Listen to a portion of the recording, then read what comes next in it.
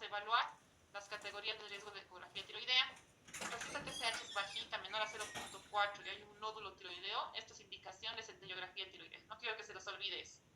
Hipertiroidismo más nódulo, centellografía tiroidea. Para ver si hay un nódulo tiroideo hiperfuncionante o autónomo, ¿no? Y es muy baja la probabilidad de que sea un cáncer, pero aunque baja, existe la mínima posibilidad. El paciente joven se presenta con las características típicas, ¿no?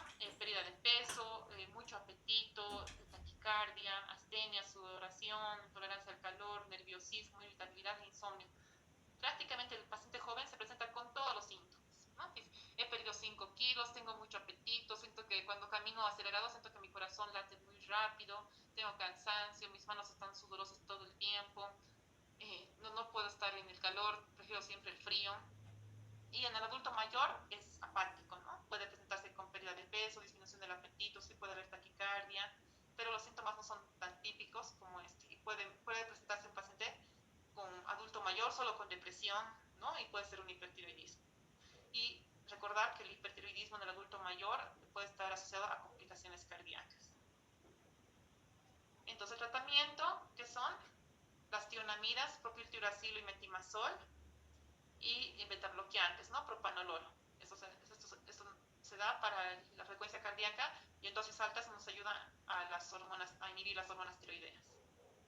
Hay que ver si el paciente tiene urticaria, si tiene fiebre. Si es que el paciente está con un proceso infeccioso asociado al hipertiroidismo, hay que tener mucho cuidado porque hipertiroidismo más proceso infeccioso tiene alto riesgo de tormenta tiroidea. Puede complicarse la enfermedad. A todo paciente que diagnostiquemos hipertiroidismo se debe realizar un hemograma completo. ¿Un hemograma completo para qué? Para ver cómo están los glóbulos blancos y específicamente los neutrófilos. ¿Por qué? Una complicación que se puede producir en pacientes con hipertiroidismo en tratamiento con antitiroideos, como es el danantisol, puede haber una complicación que se llama agranulocitosis por tionamidas. Entonces yo antes de iniciar el tratamiento voy a ver que los neutrófilos estén normales. Si es que están bajitos, voy a hacerles seguimiento más estricto, le haré un control en 2 semanas. ¿Por qué? Porque en dosis altas el danantisol está asociado a que bajen los glóbulos blancos y aquí puede empezar, como están los glóbulos blancos, específicamente los neutrófilos muy bajitos, pueden empezar a aparecer procesos infecciosos. También se debe pedir en todo paciente que se va a iniciar tratamiento, se debe pedir perfil hepático, bueno, porque puede provocar igual el medicamento falla hepática. Entonces no es iniciar el tratamiento apenas lo diagnostico, no. Usted tiene que tener hemograma completo, pruebas de función renal, química sanguínea, perfil hepático, el hemograma es lo más importante. Y es bien importante ver si el paciente está en embarazo, ¿no?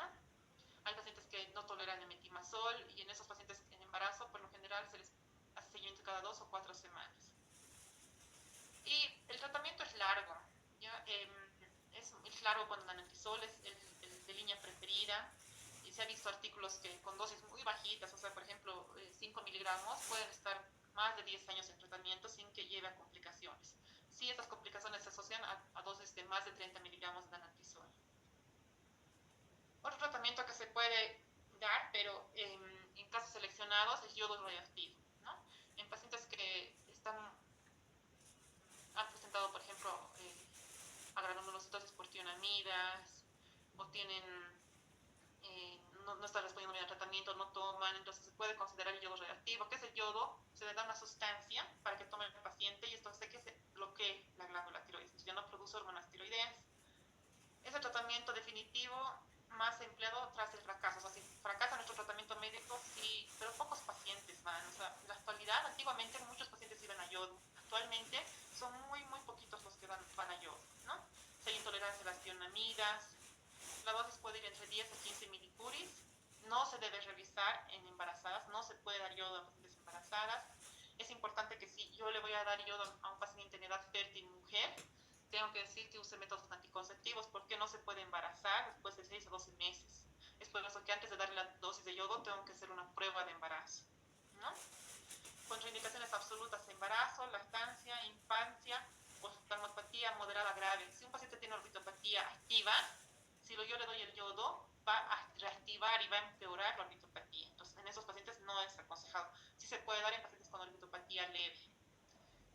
Efectos adversos a corto plazo: una tiroiditis por radiación, puede haber gastritis o cialodenitis, o oftalmopatía puede agravarse en casos de que yo le dé a un paciente que tienen una palmopatía moderada severa, y como se bloquea la glándula, a largo plazo estos pacientes van a tener un hipotiroidismo. Entonces, posteriormente requerirán tratamiento con levotiroxina.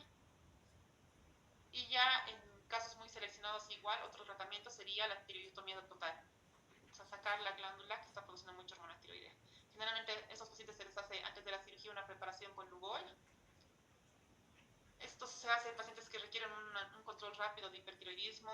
Por ejemplo, hay pacientes que están buscando el embarazo y no quieren ir a yodo porque van a esperar mucho tiempo, a veces optan por la cirugía.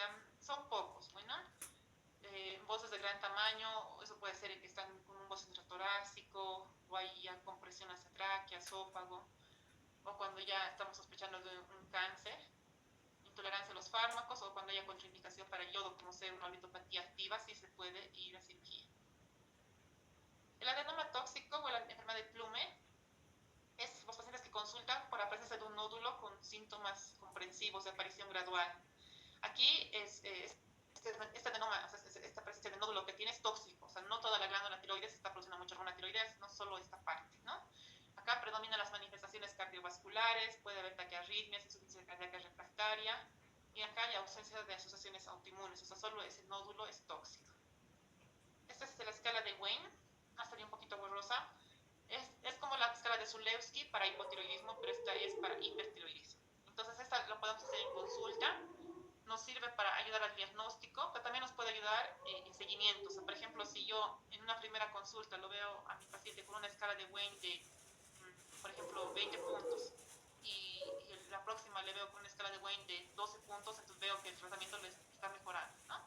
Pero sobre todo es para diagnóstico. Si presenta, entonces yo le pregunto al paciente, ¿presenta disnea? ¿Siente que le falta aire al caminar? O cuando le ves entrando, ¿no? Al consultorio está agitado, ¿no? Siente palpitaciones, o sea, todo eso hay que explicar al paciente en términos que lo pueda entender. Siente que late rápido el corazón, ¿no? Se siente cansado la mayor parte del tiempo. ¿Usted tiene preferencia por el calor o por el frío, ¿no? Entonces dicen generalmente, no, yo prefiero el frío, ¿no? Quiero estar todo el tiempo en el frío. Sudoración excesiva, ¿no? Muéstrame sus manos, suda mucho, tiene mucho nerviosismo. Y aquí le preguntas, ¿ha aumentado o ha disminuido el apetito, ¿no? Y de acuerdo a lo que te diga, sumas o restas puntos. Si ha habido cambios en el peso. La mayoría de los pacientes con hipertiroidismo hay pérdida de peso, siempre hay pérdida de peso, ¿no? Y ya, una vez que le preguntamos todo al paciente, nos vamos a los signos. Si es que la tiroides es palpable, si hay presencia de soplo tiroideo. ¿Por qué hay presencia de soplo tiroideo? Porque esta glándula tiroides está súper irrigada, hay muchas arterias y venas alrededor de la glándula, entonces vamos a sentir el soplo de esas arterias. Exoftalmos, si hay retracción palpebral, si hay párpado perezoso, equinesia, son pacientes que en consulta no están quietos, ¿no? Están sus manos de un lado a otro, se quieren parar, ¿no? Manos calientes, le das la mano al paciente, ¿no? Si están húmedas, ves la frecuencia cardíaca, si está más de 90 suma 3 puntos, y si hay fibrilación auricular suma 4 puntos. Más de 19 puntos es alta sospecha de hipertiroidismo, más de 19 puntos. Y esta es la escala de Burchi-Bartowski, que esa escala no es para diagnóstico de hipertiroidismo, es para sospecha de tormenta tiroidea, ¿no? Si el paciente está muy descontrolado y tiene un proceso infeccioso añadido, puede estar en riesgo de tormenta tiroidea. Entonces acá se debe medir la temperatura, se ve la frecuencia cardíaca, si hay presencia de fibrilación auricular, datos de insuficiencia cardíaca, si hay molestias gastrointestinales, a nivel del sistema nervioso central, y si ha precipitado un evento, o sea, si hay una infección asociada, ¿no? Generalmente estos pacientes vienen con un proceso infeccioso añadido. Si es más de 45, sí es una tormenta tiroidea, ya es diagnóstico, ese paciente probablemente tiene que ir a terapia intensiva. Si es entre 25 a 45, ahí está en inminencia, ¿no? Sospecha, y si está menos de 25, descartamos que esté cursando una tormenta tiroidea. Ahora, vayamos a tiroiditis. Bueno, existen diferentes tipos de tiroiditis. Es menos común la tiroiditis en relación al hipotiroidismo, pero igual se presenta en la población. La aguda, generalmente por infección bacteriana, especialmente estafilococos, streptococos, enterobacter. Puede estar causada también por micótica, por infección micótica. Puede ser una tiroiditis por radiación, o sea, posterior al paciente que ha recibido yodo, puede ser una tiroiditis aguda, o también pacientes que reciben tratamiento con amiodarona. La subaguda es viral, ¿ya? Esta es bacteriana, esta es viral. Puede ser asintomática, puede ser igual cursar con una infección micobacteriana, puede estar inducida por fármacos, y la crónica ya sería la tiroiditis de Hashimoto. Y aquí también se incluyen otras tiroiditis como ser la tiroiditis de Rieder. De la tiroiditis subaguda es una tiroiditis no supurativa, Kerbein o tiroiditis granulomatosa subaguda. Es la causa más frecuente cuando vienen con dolor a nivel de la glándula tiroides, ¿no? Puede ser por infección de vías respiratorias, generalmente cuando palpas la glándula tiroides es doloroso. Los síntomas pueden presentarse de hipertiroidismo y aquí no se debe dar tratamiento con... Aquí le vamos a pedir anticuerpos del receptor de TSH, vamos a pedir BES para ver si es un hipertiroidismo primario o es una tiroiditis. Entonces aquí no le vamos a dar tratamiento con antitiroideos, podemos dar, si es que viene con mucha sintomatología, por ejemplo, mucha clínica de taquicardia, podemos dar betabloqueantes, ¿no? Pero tenemos que continuar el tratamiento, el seguimiento para ver cómo evoluciona, porque esto puede evolucionar de un hiper, puede ir a un hipotiroidismo, que puede durar estos 3 a 6 meses, y después puede quedarse con hipotiroidismo, o la mayoría de las veces esto se resuelve automáticamente. Acá podemos ver cómo la fase de tiroiditis, primero hay una fase de hipertiroidismo, luego hay una fase de hipotiroidismo, y así es como va cambiando lo que es la TSH, ¿no? Y las hormonas tiroideas. Pero a estos pacientes hay que estudiarlos bien, hay que ver la clínica, hay que ver los laboratorios, para ver si se trata de una tiroiditis, hay que hacer el seguimiento, ¿no? Porque podemos agarrar en una fase de hiper o podemos agarrar en una fase de hipo. Otras tiroiditis puede ser asintomática puerperal, que eso se da 3 a 6 meses después del embarazo, puede ser por fármacos como ser interferón, por hepatitis B y C, o una crónica de Rieder, que es menos común. Y también puede existir el síndrome de tiroideo enfermo. ¿Qué quiere decir? Son pacientes que están usando, por ejemplo, de terapia intensiva o están con una enfermedad aguda, es una secundaria, una enfermedad aguda grave, y donde hay anomalías de la TSH secundarias, pero esta no requiere tratamiento. Por lo general vamos a encontrar un laboratorio donde la T3 total, por lo general la T3 primero baja y puede también bajar las hormonas tiroideas libres, pero por lo general la T3, pero la T4 y la TSH están normales, ¿no? Ese es un tiroideo enfermo, que después de que pase su proceso agudo, ya vamos a hacerle un control y estas hormonas van a estar estables, o sea, en valores normales. Ahora, puede haber alteración estructural en la glándula tiroides. Aquí vamos a hablar acerca de los nódulos palpables o la presencia de bocio. El bocio, ¿qué es el bocio? Es el aumento del tamaño de la glándula tiroides. Este puede ser un nódulo único o puede ser multinodular, varios nódulos. El bocio difuso no tóxico generalmente es deficiencia de yodo, general juvenil. Y el bocio multinodular, por lo general en ancianos, ¿no? Se ven en la calle, en el hospital, pues gente mayor, ¿no? Con bocios multinodulares.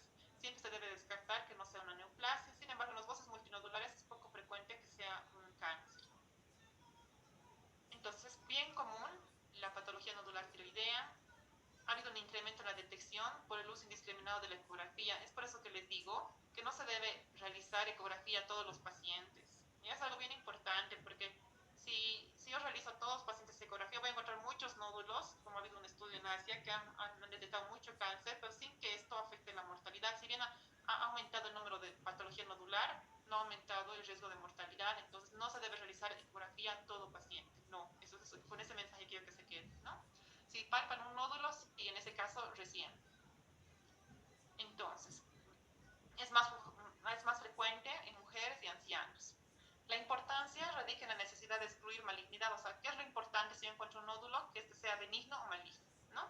Y esto va a depender de la edad, el sexo, la historia de exposición a radiación o antecedentes familiares de cáncer.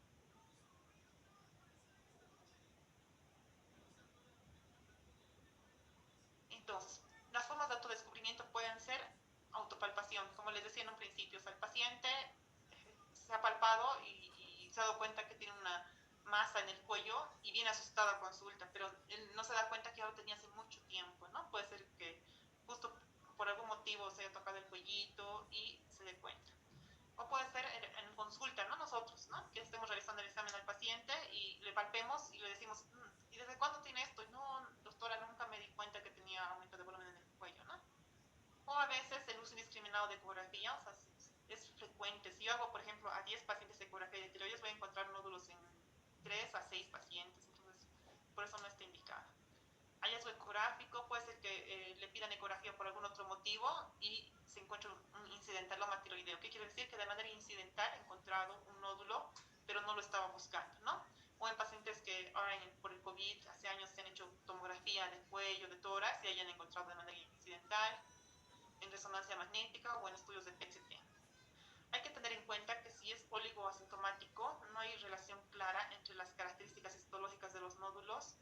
o el tamaño y los síntomas reportados. ¿A qué se refiere eso? O sea, puede ser que el paciente no tenga dolor, nada, y sea un nódulo maligno. O todo lo contrario, ¿no? Puede ser que tenga molestias al tragar sólidos líquidos y sea un nódulo benigno, o sea, no hay relación. O que porque sea más grande, esto quiere decir que sea maligno, no hay nódulos pequeños de menos de 1 centímetro que pueden ser cáncer. Entonces, al examen físico vamos a inspeccionar la región cervical anterior de ambos lóbulos, vamos a hacer tragar saliva al paciente. El paciente tiene que estar en una posición relajada, menos debe extender un poquito el cuello y se le dice trague saliva. Hay que ver también presencia de cicatrices, ¿no? A veces los pacientes se olvidan decirnos en consulta que han sido operados de tiroides, ¿no? Entonces hay que ver si tienen cicatriz, hay que ver enrojecimientos, si es posoperado, si hay ingurgitación venosa, hay que comprobar la posición de la tráquea, si está centrada o lateralizada. A veces colocando un dedo en el hueco suprasternal se puede ver si es que está lateralizada. Se debe observar la simetría, o sea, si tiene mayor volumen en el lado derecho o izquierdo. Aquí podemos ver unas imágenes de diferentes bocios, ¿no? Ahora, la palpación tiroidea tiene una sensibilidad del 91%, pero tiene una especificidad del 63%. Y va a depender de que si es muy grande, pues va a tener mayor sensibilidad y especificidad. Variaciones de la consistencia, hay que ver si es irregular, ¿no? Si es un nódulo duro, si es un nódulo suave, si es irregular. Muchas veces se sobreestima el tamaño de los bocios pequeños y se subestima el de los grandes. Bueno, por eso es importante que nos encontremos hacerle un examen de ecografía tiroidea. Y se debe auscultar para ver si presenta un soplo sistólico, y esto puede ser en hipertiroidismo, ¿no? Y hay que diferenciar que sea de un soplo por alguna otra razón, ¿no? Entonces, la palpación nos va a ayudar a ver la morfología, la localización, y esto va a depender mucho de la experiencia del médico. Entonces, ustedes empiezan a revisar palpación a todos, cada vez lo van a hacer mejor, ¿no? Y su sensibilidad y especificidad va a subir. Pero va a depender del tamaño, hay que ver la posición, si está móvil este nódulo o está unido a estructuras adyacentes, si es dolorosa la palpación. Y bien importante cuando hagamos la palpación, no solo de la glándula tiroides, sino también de los ganglios cervicales. Esta es la técnica de Kirbain, que se hace por atrás del paciente. Colocamos los pulgares sobre la nuca, a nivel de la sexta vértebra, y abrazamos el cuello, como podemos ver en la imagen, con los dedos índice, medio y anular, y vemos todas las estructuras, ¿no? Y le decimos al paciente que trague saliva. El bocio generalmente está sintomático, ¿no? Y eso ya se ha formado por décadas, o sea, el paciente lo tenía 10 años antes, probablemente.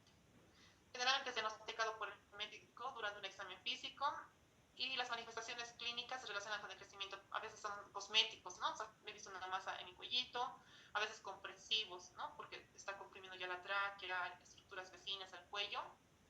Puede tener autonomía funcional, ¿no? Que ya se presente como hipersecreción, como un adenoma tóxico con síntomas de hipertiroidismo. Los bocios se clasifican en diferentes grados. Grado 0, cuando no hay bocio. Grado 1, que la tiroides es palpable, pero no es vista. El 1A, bocio palpable, pero no visible. El 1B, bocio palpable y visible, con el cuello en extensión. El grado 2 ya se incluye el bocio palpable y visible, con el cuello en posición normal. Esos son los bocios que vemos en las fotografías, ¿no? Y el grado 3, bocio voluminoso, que a distancia ya se ve que un paciente tiene glándula tiroides aumentada de tamaño. Acá podemos ver los bocios difusos, ¿no? Este sería un grado 3, ¿no? La mayoría, ¿no? Grado 3. Y el bocio glototorácico, ¿no? Es importante porque hay personas, es muy poca la posibilidad, pero hay pacientes que no se ve a nivel de la tiroides, pero sí lo podemos ver a nivel endotorácico, y a veces esos se los encuentra cuando se hace un examen, ya sea de tomografía o una radiografía, ¿no? Aquí podemos ver el desplazamiento de la tráquea, que es por el bocio intratorácico. Eso es importante porque puede comprimir venas, hay que ver que no haya síntomas por compresión en el esófago, como disfagia. Hay que ver las Ds, ¿ya? Disfagia, disfonía, disnea. Y hay una maniobra que se llama la de Pemberton, que es que al paciente con bocio le hacemos subir las manos, ¿no? Y vemos si no hay enrojecimiento de la cara por compresión de los vasos sanguíneos, ¿no? Si el paciente presenta disnea, ¿no? Si presenta disnea y hay enrojecimiento, es un Pemberton positivo, ¿no? Y si le hacemos subir las manitos y no presenta enrojecimiento de la carita, no presenta ninguna molestia, pues un Pemberton negativo. Entonces, los factores de riesgo para cáncer de tiroides, y con eso terminamos. Entonces hay que ver la historia familiar. Es más agresivo en los varones. Hay que ver los extremos de la vida, si es menores de 20 años o mayores de 65 años. Es importante preguntar si ha tenido antecedentes de radioterapia o exposición a radiación ionizante. Hay que ver si el tumor es de crecimiento rápido. Eso sí nos preocuparía. Si nos dicen, hace 3 meses ya tenía este nodulito, pero veo que en 3 meses ha crecido 2 centímetros, sí es algo que nos tendría que preocupar. Hay que ver si hay disfonía o parálisis de las cuerdas vocales y si el nódulo está adyacente a otras estructuras. Entonces, vemos ciertas características en la ecografía. Bueno, la ecografía nos va a ayudar a ver si este nódulo es benigno, maligno y si tiene características para hacerle biopsia. Bueno, aquí vemos diferentes características que lo vamos a ver en imágenes. Entonces, en la ecografía podemos hacer lo que decía el doctor, podemos hacer el Doppler también en la imagen. Entonces, ¿cuál es la principal, el uso de la ecografía para más que todo detectar si este es benigno o tiene características malignas? Bueno, diferentes características nos dan características de malignidad. Si el nodulito es más alto que ancho, como un nódulo paradito, con un huevo parado, pues es una característica de malignidad. Si tiene bordes espiculados, bordes irregulares, es una característica de malignidad. Si tiene marcada ecogenicidad, o sea, ¿qué quiere decir? Que es muy oscuro el nódulo, sí tiene características de malignidad o microcalcificaciones. Sin embargo, si este nódulo es isoecogénico, espongiforme, pues lo más probable es que sea benigno. Y vamos a ver acá en el reporte de ecografía tenemos que ver la composición. Si es el nódulo sólido, o sea, completamente sólido, o es quístico, o es espongiforme. La ecogenicidad, si es hipocogénico, hiperecogénico, tenemos que ver los márgenes, si hay calcificaciones, si es más alto que ancho, y también hay que ver la vascularidad.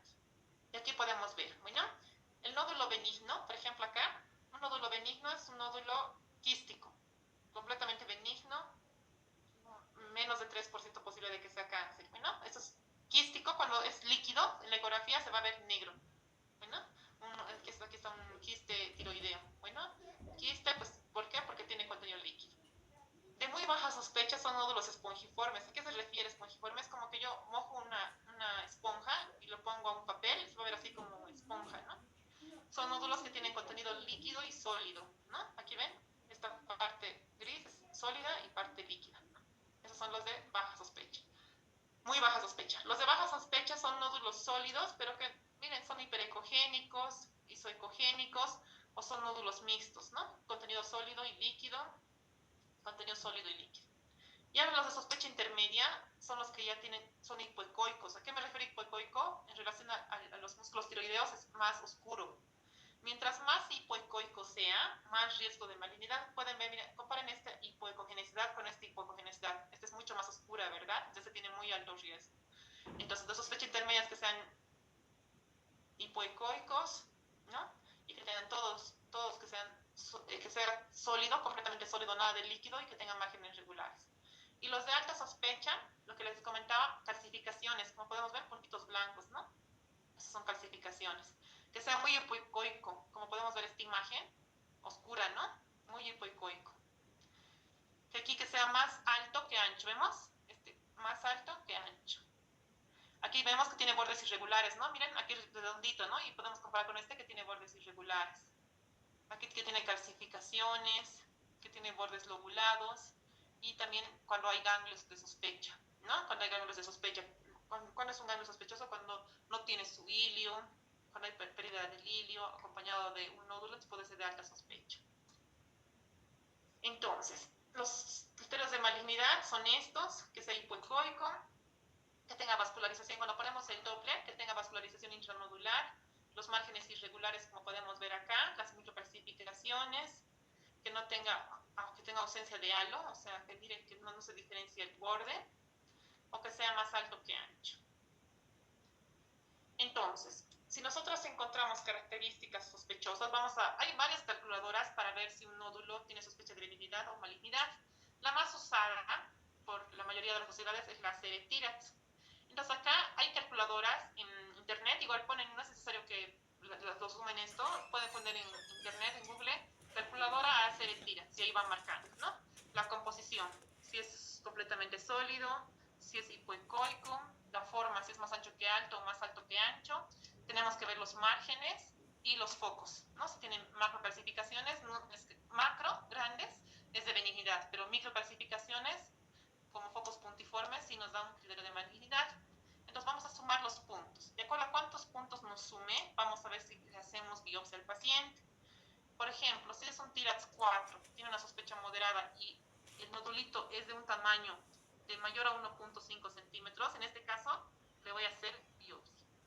Si es que es un TIRAX 4, pero el nódulo es menos de un centímetro, entre menos de 1.5, le voy a hacer seguimiento. Pero si es de muy